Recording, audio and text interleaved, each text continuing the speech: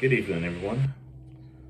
Just gonna tell you a brief story that's a bit overdue at this point.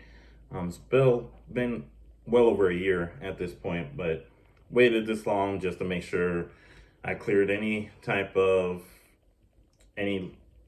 Not that I had any legal issues that have come up out of it, but just to make sure nothing was present out of the situation and gave it some time before anything could come up from it, which nothing did happen, but just wanted to give some time before I actually talked about it freely because it's a bit of a story, but it's a bit of a thank you. So it's mostly focusing on the Resolute that you see here from CMMG. I'm just going to show you real quick. This was the factory configuration, which I still have the original red dot. Don't get me wrong. That's going to go on a different rifle that I have on its way. But that being said, just want to talk about literally how this thing saved my life and the life of my family, at least I feel.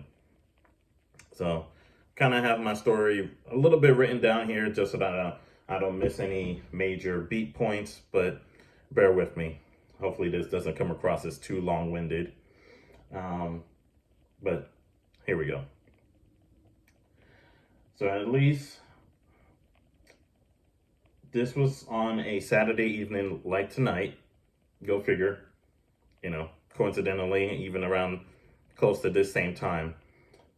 But at that time, it was the beginning of March 20. So it was just over a year ago. So yeah, beginning of March 2022. And it was dark by this time. Even though it's 7 p.m. here, it was already dark at this time just due to the daylight savings and all that. But literally right here, couch is behind me over here. Can't see it past me, but me and my wife were sitting there and watching TV right there. And her daughter, stepdaughter for me, but let's just say our daughter, was sitting in her room, which is off in the back end there, playing video games. Out of nowhere, we actually hear a loud bang, and this is where the front entrance is right here to my left. And we just immediately just jumped from the couch because we had no idea why that would happen at this time of night. And basically, I just pushed my wife right behind me as we were backing up from here on the couch down to the hallway, because we jumped up pretty quick because it was just a loud boom that we heard behind us. And then we both heard a guy yell out to his friend, or the person that he was with, that there was a camera on the door, which we have a Ring doorbell. But we're pretty sure that he tried to kick the door down immediately and then noticed the doorbell. So when I heard that, I actually yelled at the door from the hallway and I yelled, "Get back." Now, I was actually talking to my wife because she was actually still trying to get around me a little bit and find out what was going on.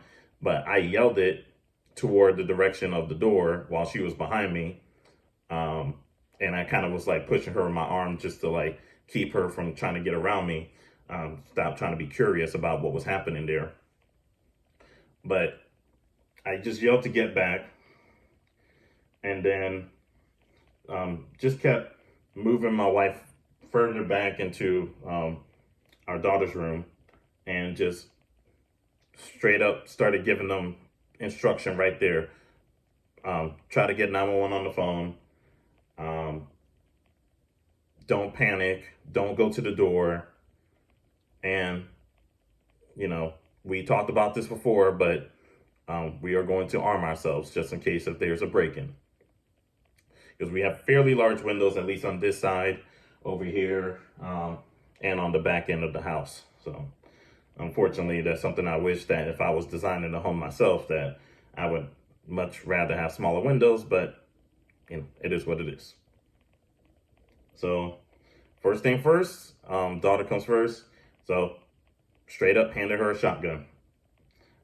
She was used to actually getting some instruction from me on how to manipulate it. But I told her, like, worse comes to worse, and me and her mother are not the ones to come into her room. She needs to defend herself at all costs. Um, and I tried to get my wife to call 911, really, just to try to give her something to do, get her mind off the situation, of which I was still trying to, hold myself kind of stationary in the hallway there.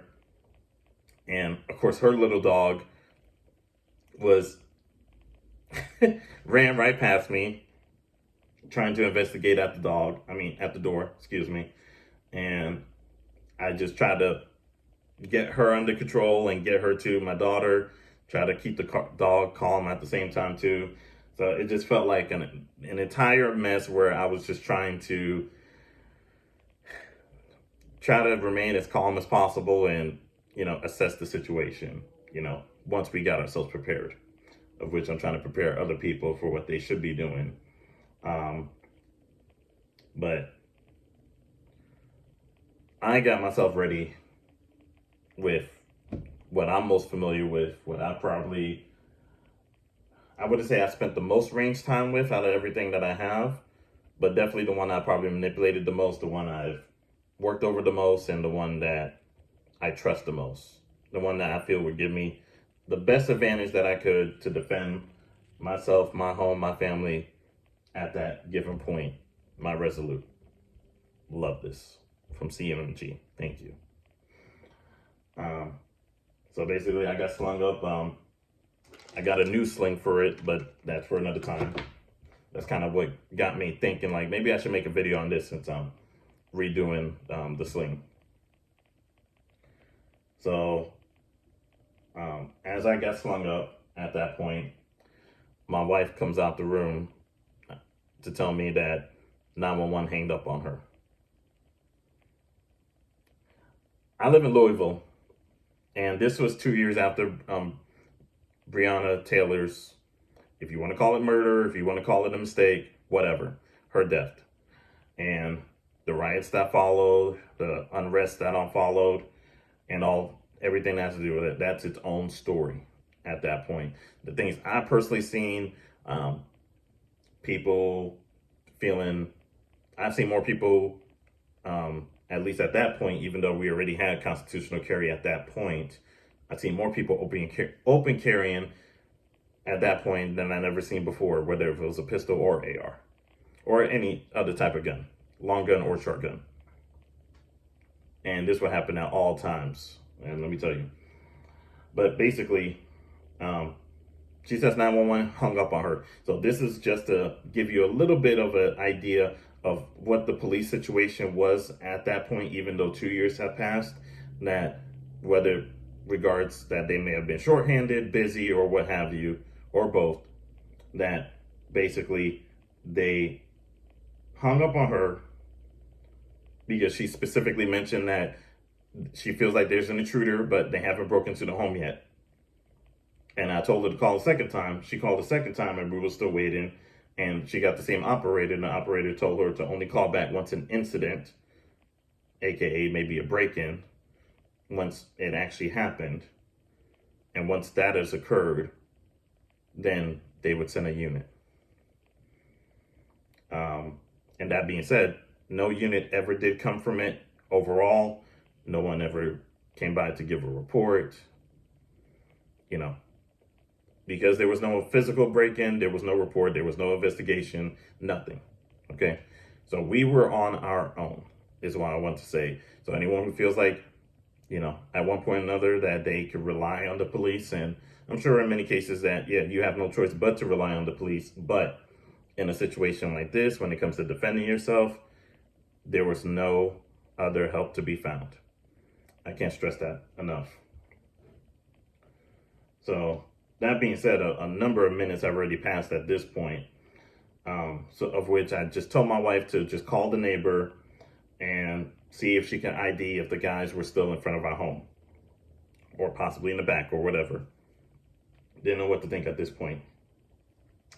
because I was pretty much still in the hallway at this time, and my wife was closer to our daughter's room, and just, trying to keep her mind on something other than what was happening at the front.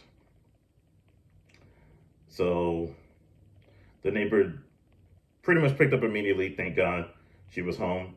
And she did say that she saw two guys in hoodies at my driveway. And she did yell out that she was going to call the police. As we both know already by now, no police.